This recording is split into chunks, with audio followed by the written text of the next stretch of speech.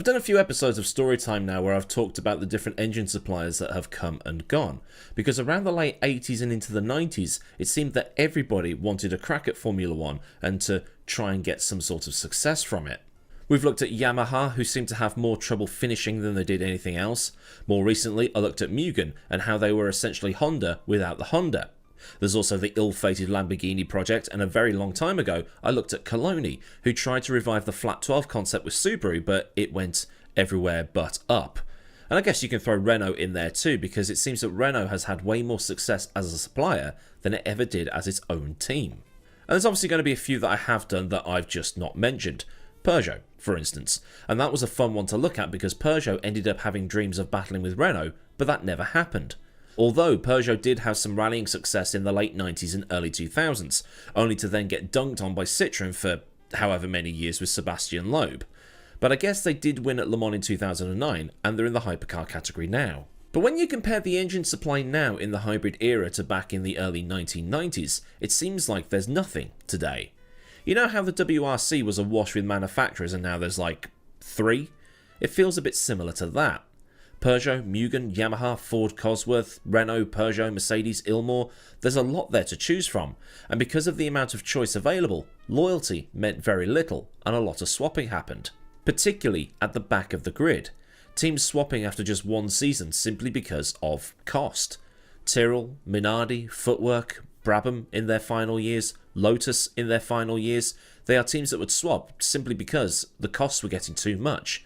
If they could get free engines, brilliant, even if it meant sacrificing performance, and this is something that Jordan did for 1992.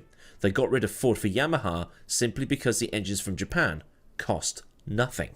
But there was another engine company that was often found supplying back of the grid teams and ill-funded privateers, and that was Hart. Brian Hart had been a racer in his younger years. He's down as having a single Formula 1 entry next to his name, as he attempted to enter a Protoss Formula 2 car into the 1967 German Grand Prix. He started the race, but he's down as not classified, since he didn't complete enough of that race. What's also interesting to note here is that those Protoss F2 cars had wooden chassis. Probably not safe even by 1967 standards. And also, apparently he is related to the children's TV presenter and artist, Tony Hart. Also in 1967, Hart started working as an engineer for de Havilland, the aircraft builders, getting trained in the design and construction of airframes and aircraft engines before he took a job at Cosworth to get back into the racing industry. He then left that job in 1969 to start his own company that would service the FV8 engines, and was then contracted to build the BDA, which would be Ford's rally engine, presumably because Cosworth was preoccupied with the DFV and the sheer popularity of it. I don't know if that is actually the case, but I wouldn't be surprised if that's the case. The BDA was Ford's Formula 2 engine, and under Hart's care the engines were pretty successful. But then with the emergence of new engine suppliers in Formula 2, Ford was weighing up whether or not it was worth sticking around, so they pulled out, leaving Brian the opportunity to use the BDA as a base for his own engine, the 420R. Hart began and ended the 70s with success, because in 1971 Ronnie Peterson had won the European Formula 2 title with a Hart-tuned Cosy, and Mike Hailwood did it the following year. In 1978 and 1979, Hart was winning races again, and in 1980, Brian Henton and Derek Warwick dominated the European F2 series, finishing 1-2 with Hart power. The reason for this is because there was a Formula 2 team called Toleman who wanted to step up into Formula 1, so partnering with an engine supplier made sense. Toleman basically said to Hart, "We will give you some money to develop this engine into a turbocharged engine so that we can go into Formula 1 and actually be competitive." Taking the 420R and sticking a turbocharger on it for 1981, Toleman was in Formula 1, but the going was slow. The engine tended to blow the head gasket and was just overall down on power, because until the day came to build the engine, Brian had never seen a turbo, let alone understood how to build a working engine with one. Toleman's 1980 F2 team of Henton and Warwick struggled massively, and each driver only made the grid once all season. Henton at Monza, where he finished 10th, which would be points today but not in the top 6 era, and Warwick retired from the season finale at Vegas. Both drivers failed to pre-qualify once during the season as well, both of them at Monaco, but they were making the top 30 at every other race.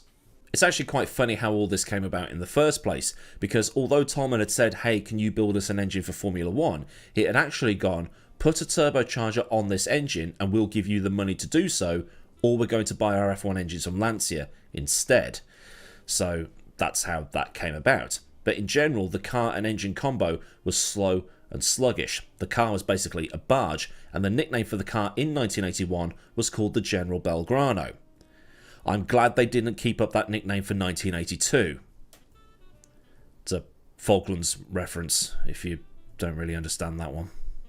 For 1982, things improved, so they didn't need the General Belgrano nickname anymore. The cars were making the grids more often, but getting the cars to the end of the Grand Prix was something else entirely. Warwick's new teammate Teo Fabi failed to pre-qualify at Monaco, while Warwick failed to pre-qualify at Long Beach. And there are a few more non-qualifications on there too. But Warwick could only finish 2 races in France and Germany, with the German Grand Prix finish being a top 10. And Fabi's only finish was at Imola, but he wasn't classified because he couldn't finish 90% of the race distance. And that race at Imola is quite interesting because it was the final battle of the FISA-FOCA war. Teams like Brabham and Williams and McLaren and so on decided to boycott the race because of the spat they were having with FISA. And the FISA-aligned teams like Renault and Alfa and Ferrari went ahead with the race. But there were some FOCA teams that crossed the picket line to race. Toleman was one of them, even though they weren't actually aligned with FOCA or FISA because they hadn't been in Formula 1 long enough to get accepted by either side. So they just said, well, we're not aligned with anybody, so we're going to race. And one of the other teams that crossed the picket line was Tyrrell, and that was because he had an Italian driver and he was being sponsored by the Italian domestic appliance company Candy. The whole thing is just brilliant if you've not really heard of it. It's the Didier Pironi-Gilles Villeneuve fight that happened and later led on to other things. I've done a video on it if you're interested. In 1983, Toleman and Hart's work was starting to pay off. The Rory Byrne designed TG183B, which was an update of the car used later on in 1982, managed to find some form towards the end of 1983, scoring a 4th place finish at Zandvoort, which must have felt like winning a race. It was then 6th at Monza, 5th at Brands Hatch, and had another 4th place in South Africa in the hands of Warwick, with Bruno Giacomelli taking 6th at Brands Hatch. Just the one non-qualification for the team in 1983 at, you guessed it, Monaco. 10 points on the board and 9th in the standings. It would have been quite attractive to potential sponsors. Most of the improvement came because Brian had taken a punt on casting the head and the engine block as one unit, and it gained them 130 horsepower in about 2 weeks. Hence the improvements towards the end of that season. But in 1984 things improved further still, because Toleman had taken a gamble on hiring some kid from Sao Paulo who was apparently pretty good. At the same time, Hart was supplying 2 more teams, Spirit and the Ram team, or is it RAM? I don't know, but I'm going to stick to Ram because I'm going to be tempted to say REM instead. Either way, there were now 5 cars on the grid powered by this 1.5 litre turbocharged straight 4. Much like Toleman in the early years, the Ram team was struggling with reliability, but on the other side, the Hart and Toleman combination was about to start scoring some big results, and would etch 3 names into racing folklore with just one performance at the team's bogey track: Monaco. Senna had already scored 2 points finishes at Brazil and Long Beach, but then failed to qualify at Imola due to having a fuel pressure issue that prevented him from improving on his time. But at Monaco, in the pouring rain, Senna had started down near the back of the grid and had managed to wangle his way through to 2nd, with Stefan Bellof in the Tyrrell doing the same thing. The legend of this race gets told every May when the Monaco Grand Prix rolls around, and there's a lot of people who believe that Senna might have won the race had it gone the full distance, because Prost, who was declared the winner, had engine problems. But with Senna having damaged his suspension at the chicane, there's the belief that he wouldn't have lasted much longer either, and it might have been Bellof who won the race instead. Only for Bellof, Brundle and Tyrrell to be kicked out of the championship after the race in Detroit for the whole world's fastest shotgun thing, and this is also a video that I've done if you're interested. But Senna went further still, finishing 3rd at the British Grand Prix at Brands Hatch and 3rd again at the season finale in Portugal. Stefan Johansson, who replaced Senna at Monza, got 4th place there, and Toleman was the only one of the 3 teams supplied by Hart to score points in 1984. Had the engine been more reliable, who knows how well Toleman might have done that year. But 1985 was a disaster. Once again, Ram, Toleman and Spirit were supplied by Hart, with Haas, the Carl Haas not Gene Haas team, taking Hart engines too. Not a single point scored, and retirements across the board except for 2 finishes by Teo Fabi. This was 1985. The turbos were hitting their peak power, and BMW, Renault, Honda, Ferrari and Porsche just simply outspent Brian. What Brian was spending for the whole year on the team supplied, research, development, the lot, BMW was spending on just the engine blocks. Toleman, by this point, was now Benetton, and they had those powerful BMW engines, so Hart went on an F1 break for a few years. At its peak, the Hart 415 was hitting around 750 horsepower in qualifying trim, absolutely cranked.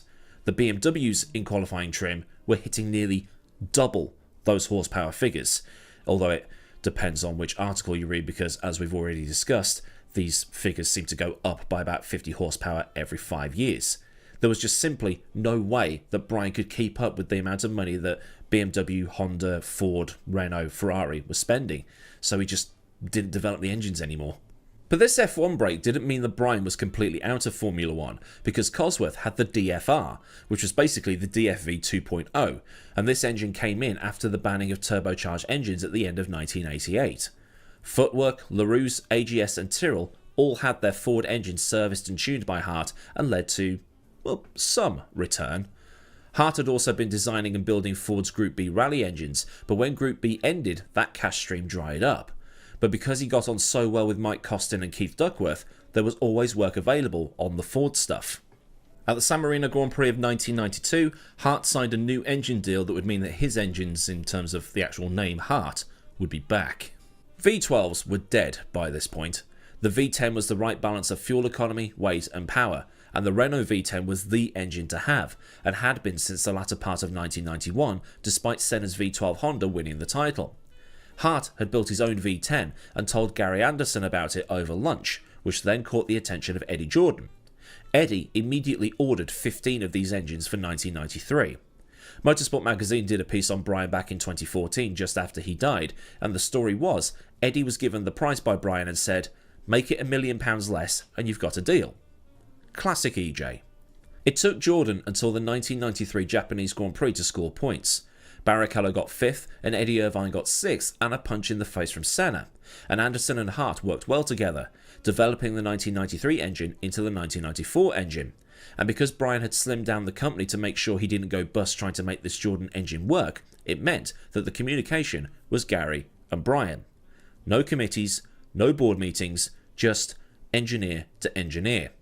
For 1994, they moved the sump and gained 3/4 of a second, and got a pole position at the Belgian Grand Prix. For 1995, Jordan switched to Peugeot power, and Gary Anderson said that this was probably a mistake. But at the same time, it was probably a good idea, because Brian simply could not keep up with the development and the money that everybody else had, including Peugeot. And for guys like Ken Tyrrell, Brian Hart, Guy Ligier, Guido Forti, well, that era was almost over. We're into the mid-1990s.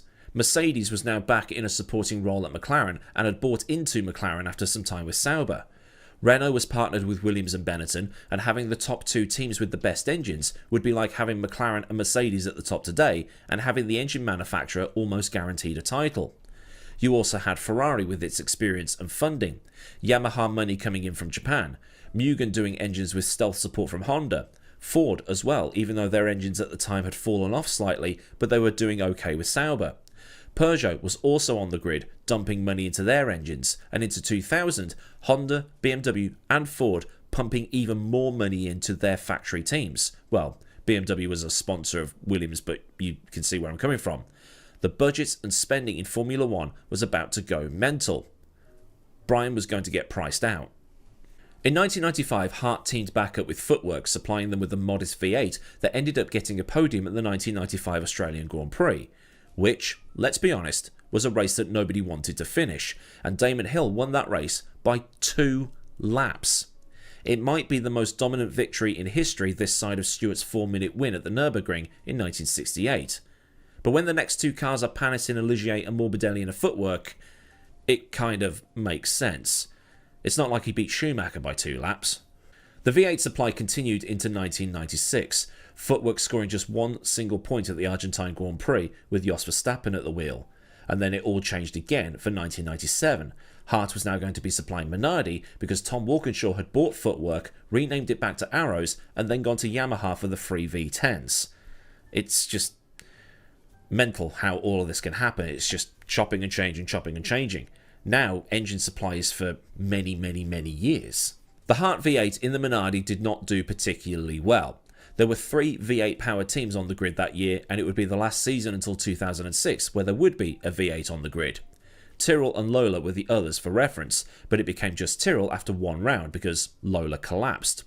Jarno Trulli was able to bag a couple of top 10 results that year, finishing 9th in Australia and Argentina, while Katayama was 10th at Monaco and Hungary. But they still finished with nil points. But towards the end of 1997, Hart and Walkinshaw were back in contact with each other.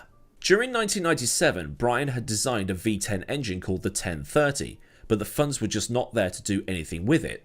Once again, the likes of Renault, Ford, Peugeot, Mugen and so on could spend big on their projects, and Brian just, well, couldn't.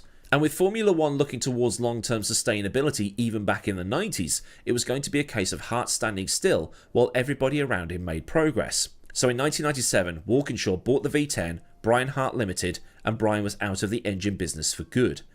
He told Motorsport magazine that he would rather have been out than sitting there being rinsed by everybody else, and he didn't miss it one bit.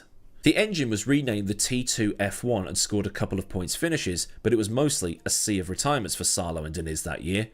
Double points finished for Arrows at Monaco, and then 5th for Pedro at that Belgian Grand Prix, but DNFs pretty much everywhere else. And it didn't get much better for 1999 either. Diniz and his Brazilian Tesco money had gone to Sauber, and the Arrows team with its rebranded Hart 1030 only scored 1 point at the season opening Australian Grand Prix with Della Rosa. At the time, Arrows was the only team apart from Ferrari doing its own engines, and was something that didn't exactly go well, because for 2000, the Arrows engine project had been shut down and they'd taken on old Renault engines for 2000. But then again, there was the whole T- fiasco in 1999 that didn't help the money front. Hart was a tiny operation that somehow touched the big time, this being a paraphrasing of the Motorsport magazine article. They were always behind on resources, always out of step with funding, but in the 1984 turbo era, his engines ended up on the podium multiple times, and whenever that Monaco footage is played, it's a Hart engine that is the, well, heart of the car.